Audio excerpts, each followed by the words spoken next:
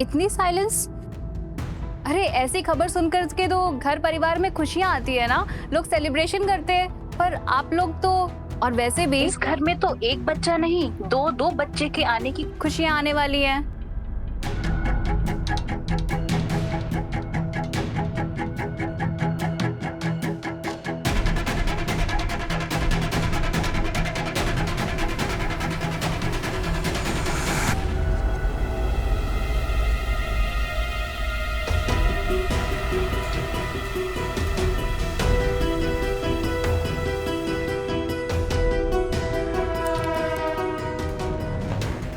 क्या कर रही हो तुम?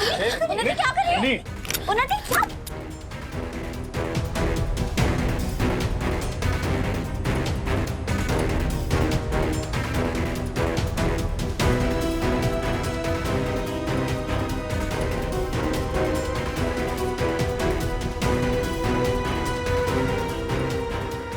उन्नति देख, उन्नति क्या कर रही हो तुम? भाभी पाया की चीज खाने से मिसकैरेज होता है ना, तो मैं खा लेती हूँ, मुझे बच्चा नहीं चाहिए। उन्नति शांत हो जाओ।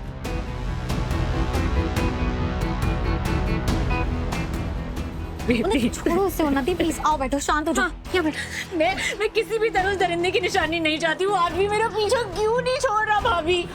कुछ भी हो जाए मुझे, अगर मैं बच्चा पैदा कर भी दूंगी ना तो मैं बहुत नफरत करूंगी उससे।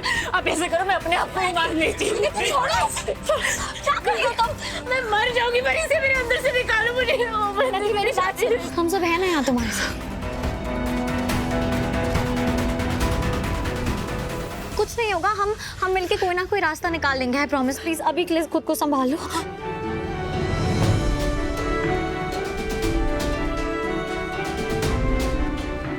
डॉक्टर, मैं आपको बात छोड़ देता हूँ। संभालो खुद को। भाभी ऐसा क्यों होता है? मैं जब भी अपनी जिंदगी शुरू करना चाहती हूँ मुझे रीस्टार्ट करना पड़ता है। कितनी बार ही रीस्टार्ट करूँ, कभी भी रीस्टार्ट करती हूँ सब कुछ हो जाता है।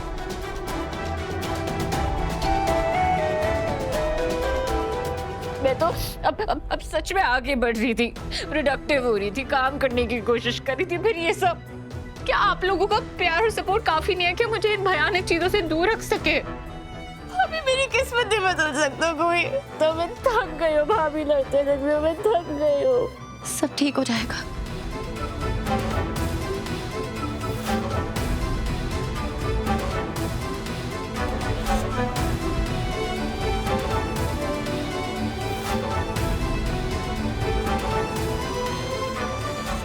Thank you doctor.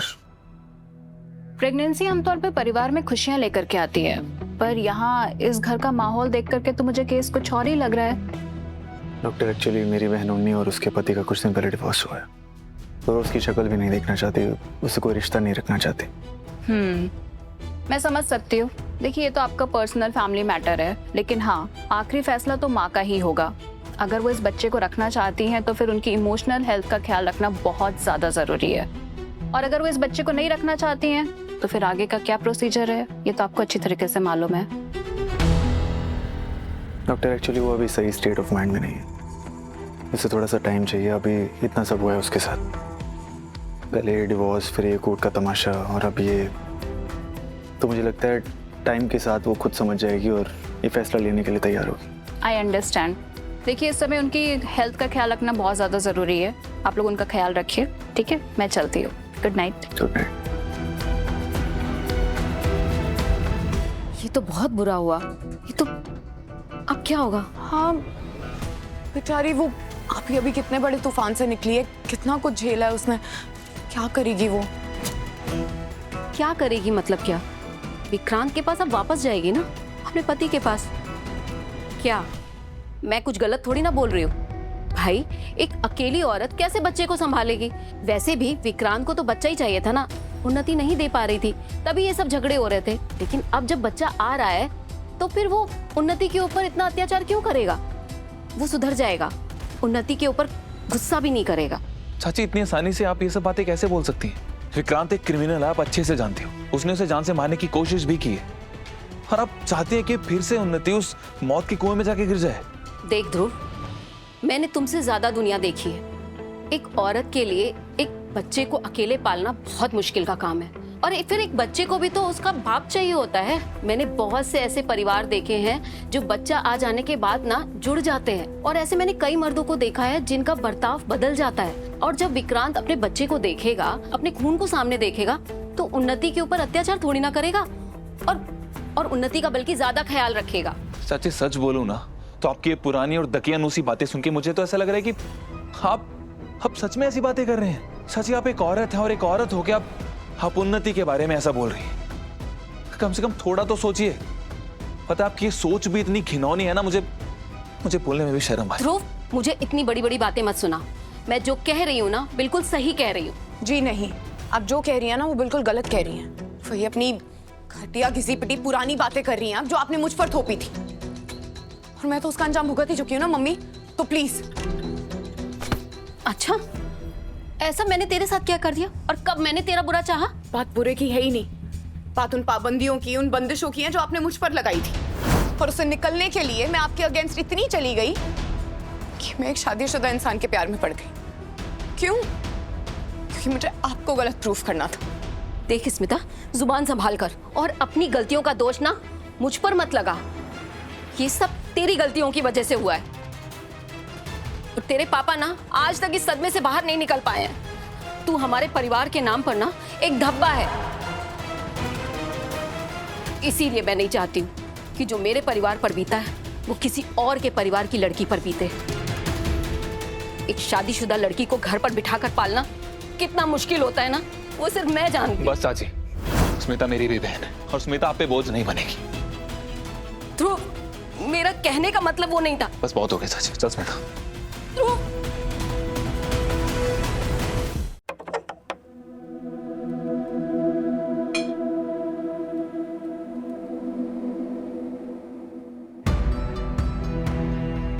राघव, मैं जानती हूँ आप परेशान हैं। मुझे भी कुछ समझ में नहीं आ रहा है कि कैसे डील करें इस सिचुएशन को।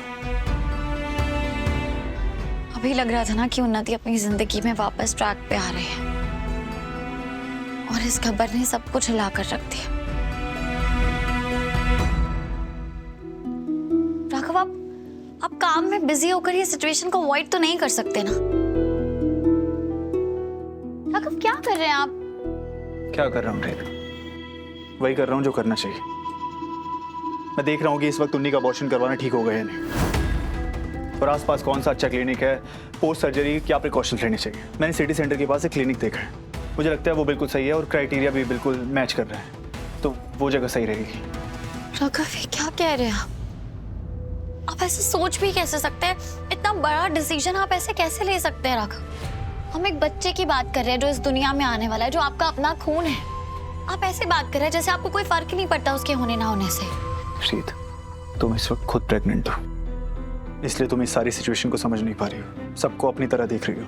लेकिन उन्नी की सिचुएशन तुम्हारे साथ जरा भी मेल नहीं खाती रही, और हर प्रेगनेंसी प्यार की निशानी नहीं होती, और इस वायलेंस की निशानी कोई भी मैं उन्नी के आसपास नहीं रहने दूंगा, उसे तकलीफ नहीं सहने दूंगा मैं।